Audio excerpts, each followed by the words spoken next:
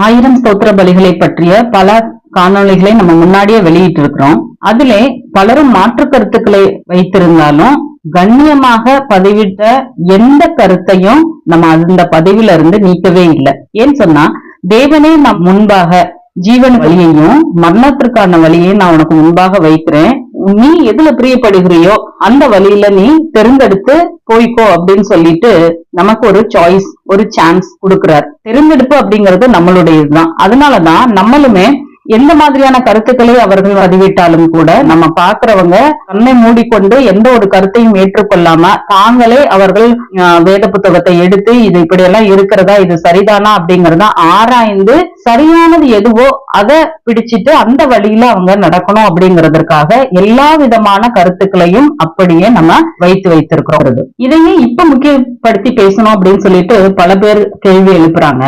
இதை மட்டும் இல்ல, வேதத்திற்கு புறம்பாக என்னென்னலாம் உபதேசங்கள் வருகிறதோ, என்னென்னலாம் பிராக்டிஸ் கிறிஸ்தவத்திலே திணிக்கப்படுகிறதோ ஒவ்வொன்றும் குறித்தும் நம்ம தொடர்ந்து அது ஏன் தவறு, அதை ஏன் செய்யக்கூடாது அப்படிங்கறத பத்தி பேசிக்கொண்டே வருகிறோம்.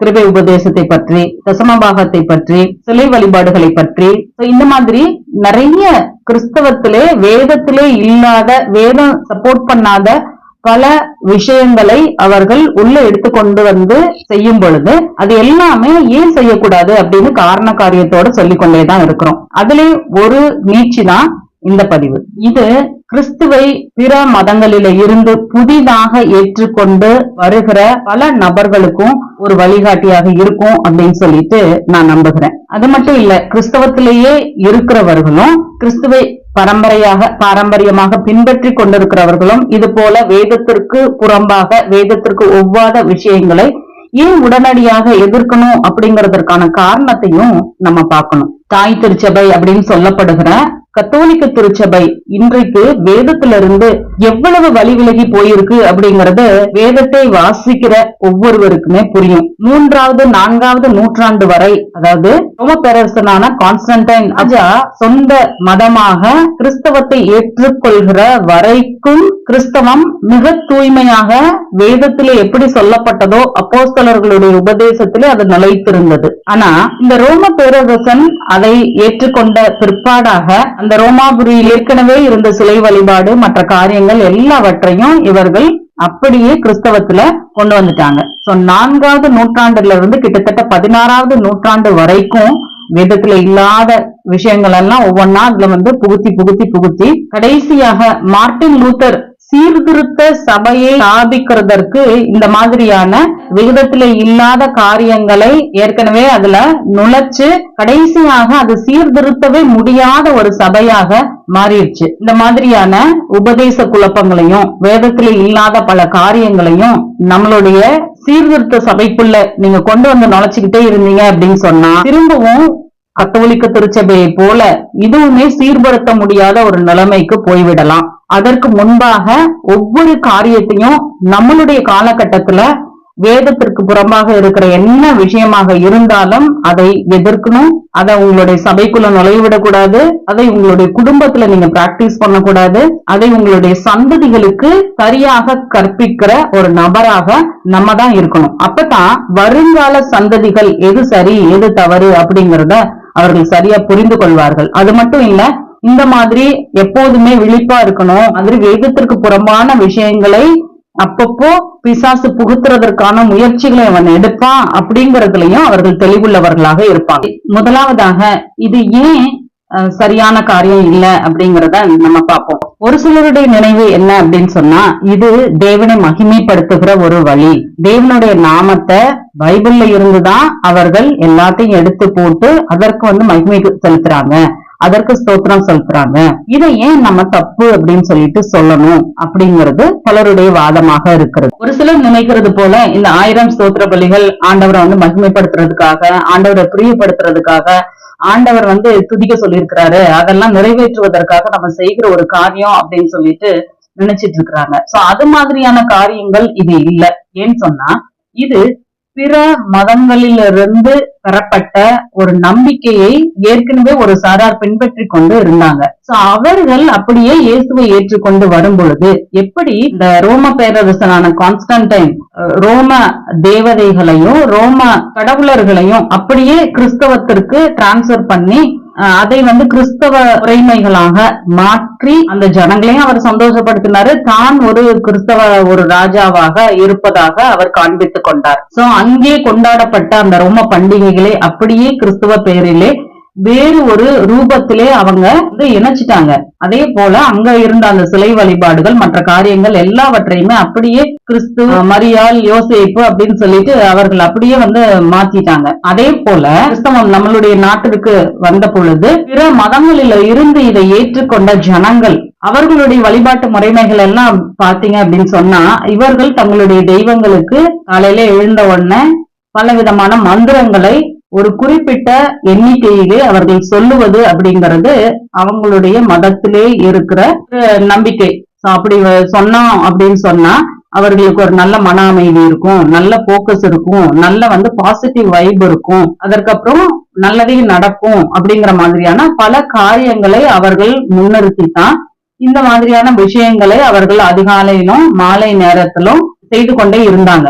அப்படி அவர்கள் பிற மதத்திலே பிற தெய்வங்களை எப்படி வழிபட்டு வந்தார்களோ அந்த முறைமைகளை பின்பற்றித்தான் இப்போ கிறிஸ்தவத்திலே இந்த மாதிரியான 1000 ஸ்தோத்திர பலிகளை காலையில சொல்றது, இல்ல அவர்களுக்கு நேரம் கிடைக்கும் பொழுதெல்லாம் சொல்லிக் கொண்டிருப்பது, ஒரு குறிப்பிட்ட எண்ணிக்கையிலே இவைகளை சொல்லுவது, அல்லது தங்களுடைய வீடுகளிலே இவைகளை ஒழிக்க விடுவது. சோ இந்த மாதிரியான காரியத்தினாலே அவர்கள் நம்புகிறது என்ன அப்படின்னு சொன்னா, ஏன்னா ஏற்கனவே அவர்களுக்கு பாரம்பரியமாக மனதிலே இருக்கிற ஊறி போன விஷயம் என்ன அப்படின்னு சொன்னா, தெய்வங்களை இந்த மாதிரி குறிப்பிட்ட எண்ணிக்கையிலே வழிபாட்டு முறைகள் நம்ம செய்தோம் அப்படின்னு சொன்னா, அதனுடைய பல பராக்கிரமமான பெயர்களை சொல்லி வழிபட்டோம் அப்படின்னு சொன்னா அவர்களுக்கு இந்த மாதிரி பாசிட்டிவான விஷயங்கள் நடக்கும், நல்லதே நடக்கும், பயமெல்லாம் ஓடி போயிடும், பில்லி சூனியம் மற்ற கட்டுகள்ல இருந்து இவர்களுக்கு விடுதலை கிடைக்கும் அப்படிங்கிற ஒரு நம்பிக்கை அவர்களுக்கு ஏற்கனவே இருக்கிறது.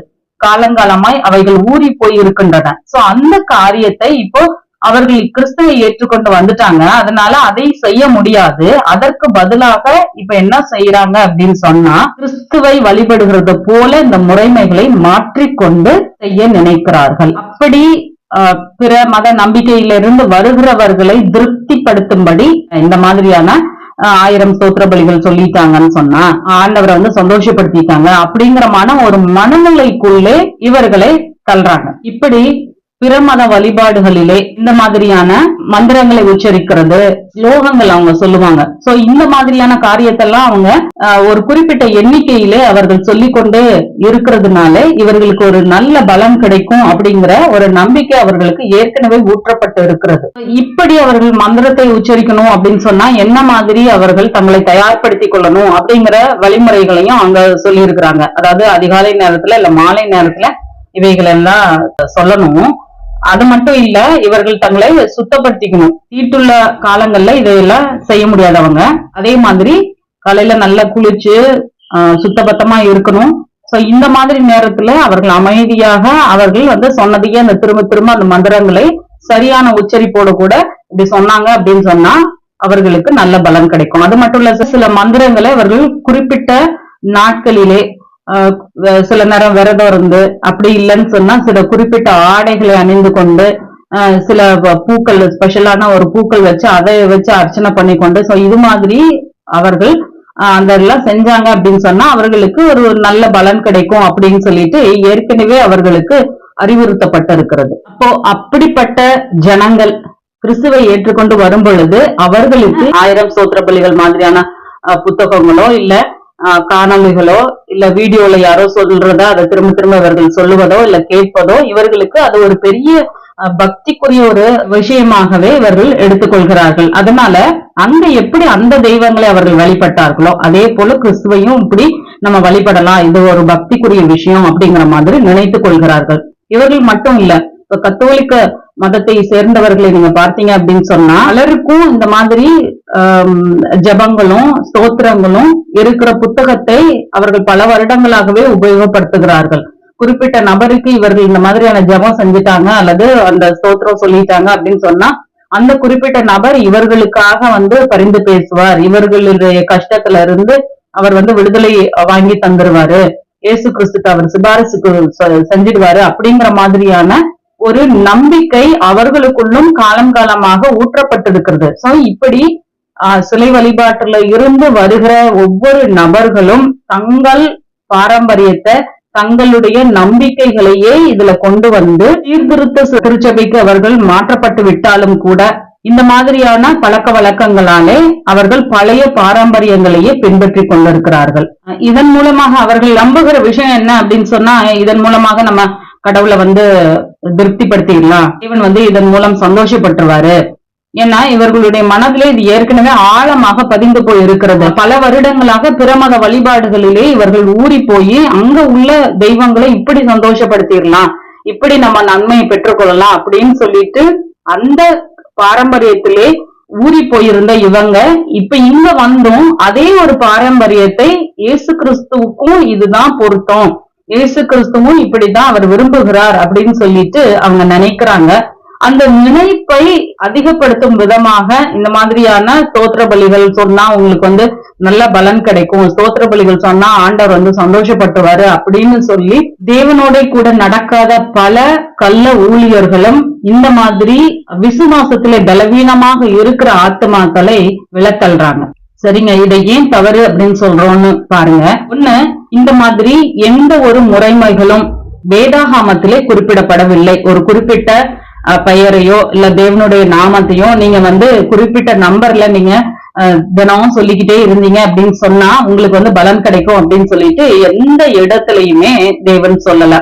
அது மட்டும் இல்ல, முதலாவதாக நீங்க ஜெபிக்கணும்னாலும் நீங்க துதிக்கணும் அப்படின்னு சொன்னாலும் நீங்க பாவம் இல்லாதவராக அவருடைய ரத்தத்தினாலே கழுவப்பட்டு பாவ மன்னிப்பை பெற்றுக்கொண்டு அவருடைய பிள்ளையாக மாறின மனிதனுடைய அதாவது சரியான ரட்சிப்பை பெற்றுக்கொண்ட ஒரு மனிதனுடைய ஜபமும் துதியும் மட்டும்தான் தேவனிடத்திலே போகும். மற்ற எல்லாமே தேவனுக்கு அருவருப்பானது அப்படின்னு சொல்லிட்டு வேதத்திலே எழுதப்பட்டிருக்கிறது. அதனால இந்த பிற மத மார்க்கங்களிலே நீங்க பார்த்தீங்க அப்படின்னு சொன்னா அவர்கள் தெய்வத்தினுடைய கூட ஒரு உறவுல இருக்கணும் அப்படிங்கிற ஒரு அவசியம் கிடையாது. அதாவது இந்த மந்திரங்களை உச்சரிக்கணும் அப்படின்னு சொன்னா உங்களுக்கு வேற எந்த சிறப்பு தகுதிகளுமே பிற மதங்களிலே தேவையே கிடையாது. உங்களுடைய வாழ்க்கை முறை எப்படி வேண்டுமானாலும் இருக்கலாம், உங்களுடைய மனது எப்படி வேண்டுமானாலும் இருக்கலாம், நீங்கள் எப்படிப்பட்ட நபராக வேண்டுமானாலும் இருக்கலாம். ஆனா நீங்க காலையில குளிச்சு சுத்தபத்தமா மந்திரங்களை எல்லாம் சொல்லிட்டீங்க அப்படின்னு சொன்னா அதற்குரிய பலனை நீங்கள் அடைய போகிறீர்கள். ஆனா கிறிஸ்தவத்திலே அப்படி நீங்க நினைக்க முடியாது.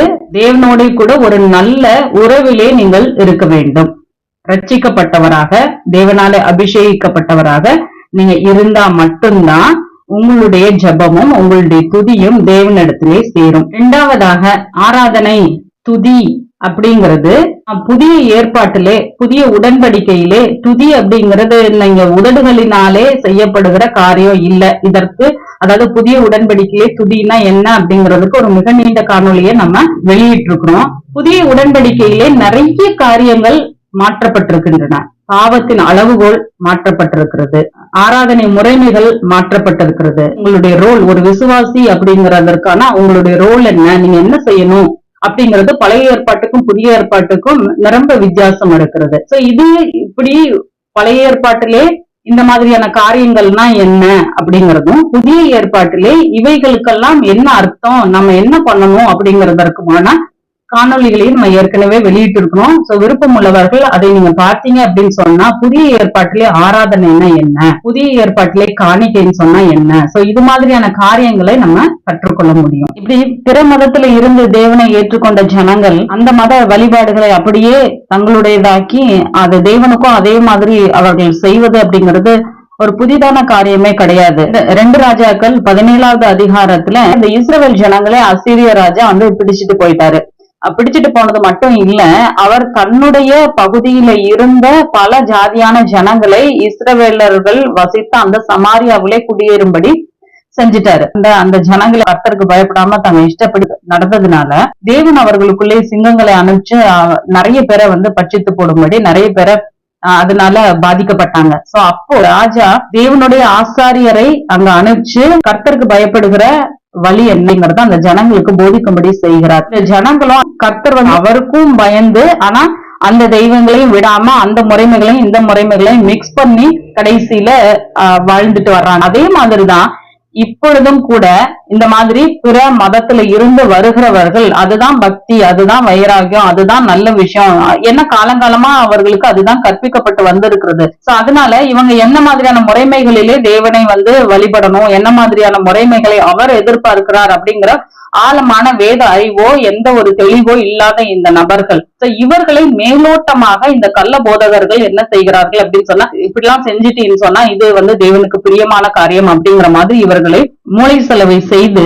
இது மாதிரியான வீணான ஆராதனை முறைமைகளுக்கு அவர்கள் உட்படுத்துகிறார்கள். இப்படிப்பட்ட காரியங்களை குறித்து பவுல் எச்சரிப்பாய் சொல்கிற விஷயம் என்ன அப்படின்னு சொன்னா, தலையை பற்றி கொள்ளாமல் மாயமான தாழ்மையிலும் தேவதூதர்களுக்கு செய்யும் ஆராதனையிலும் விருப்பமுற்று காணாதவைகளிலே துணிவாய் நுழைந்து தன் மாம்ச சிந்தையினாலே வீணாய் இருமாப்பு கொண்டிருக்கிற எவனும் உங்கள் பந்தய பொருளை நீங்கள் இழந்து போகும்படி உங்களை வஞ்சியாதிருக்க பாருங்கள். நீங்கள் கிறிஸ்துவனே கூட உலகத்தின் வழிபாடுகளுக்கு மறித்ததுண்டானால் இன்னும் உலக வழக்கத்தின்படி பிழைக்கிறவர்கள் போல மனுஷருடைய கற்பனைகளின்படியும் போதனைகளின்படியும் நடந்து தொடாதே, ருசி பாராதே, தீண்டாதே என்கிற கட்டளைகளுக்கு உட்படுகிறதென்ன?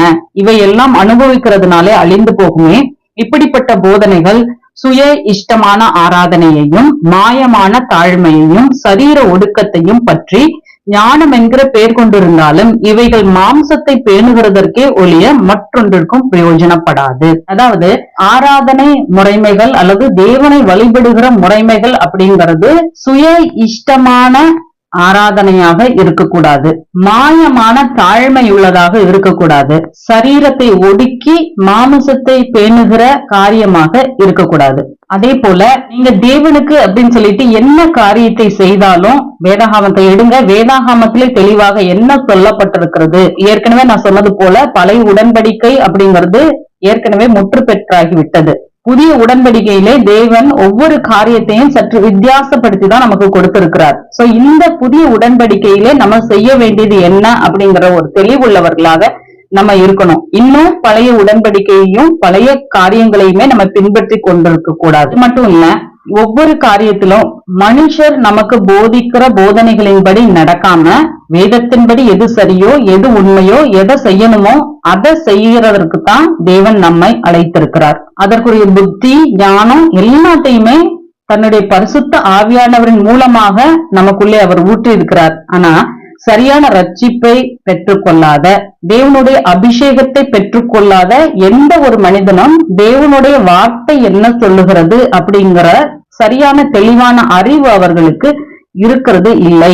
அதனால ஒருவேளை தேவனுடைய ரட்சிப்பை நீங்க இன்னும் பெற்றுக்கொள்ளல அப்படின்னு சொன்னா அதை எப்படி சரியா பெற்றுக்கொள்ளலாம் அப்படிங்கறதுக்கான முயற்சிகளை எடுங்க. இன்னும் பரிசுத்த ஆவியினாலே அபிஷேகத்தை நீங்கள் பெறாதிருந்தீர்கள் அப்படின்னு சொன்னா அபிஷேகத்தை முதலாவதாக பெற்றுக்கொள்வதற்கான முயற்சிகளை எடுங்க. அதற்கு பின்பாகத்தான் தேவன் வேதத்திலே என்ன சொல்லி இருக்கிறார் ஒவ்வொரு காரியத்தை கொடுத்தோம் அப்படிங்கிற ஒரு தெளிவு நமக்கு பிறக்கும். சோ இதுல நான் சொல்ல வருகிறதெல்லாம் பிற மத மார்க்க போதகங்களை பின்பற்றி அவர்களுடைய முறைமைகளை பின்பற்றி அப்படியே நம்மளும் செஞ்சோம் அப்படின்னு சொன்னா அந்த தெய்வங்களை சந்தோஷப்படுத்துகிற மாதிரி இவரையும் சந்தோஷப்படுத்திடலாம் அப்படின்னு நினைத்து கொண்டிருந்தால் அந்த நினைப்பை நம்ம கைவிடணும். அந்த தெய்வங்களை வழிபடுகிறதற்கு நீங்க அந்த மந்திரத்தை உச்சரிச்சா போதும், சுத்தபத்தமா இருந்தா போதும், வெளிப்புறமான தூய்மை உங்களுக்கு இருந்தா போதும். ஆனா உண்மையும் உயிரும் உள்ள தெய்வனை வழிபடுகிறதற்கு நமக்கு மன சுத்தி ரொம்ப ரொம்ப அவசியம். பாவம் இல்லாத ஒரு நிலை அப்படிங்கிறது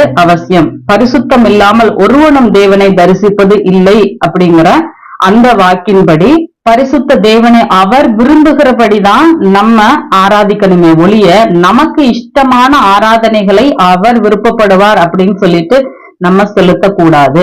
தேவன் விரும்புகிற விதமாய் அவரை ஆராதிக்க பரிசுத்த ஆவியானவர் நமக்கு உதவி செய்வாராக. கர்த்தர் உங்களை ஆசீர்வதிப்பார்.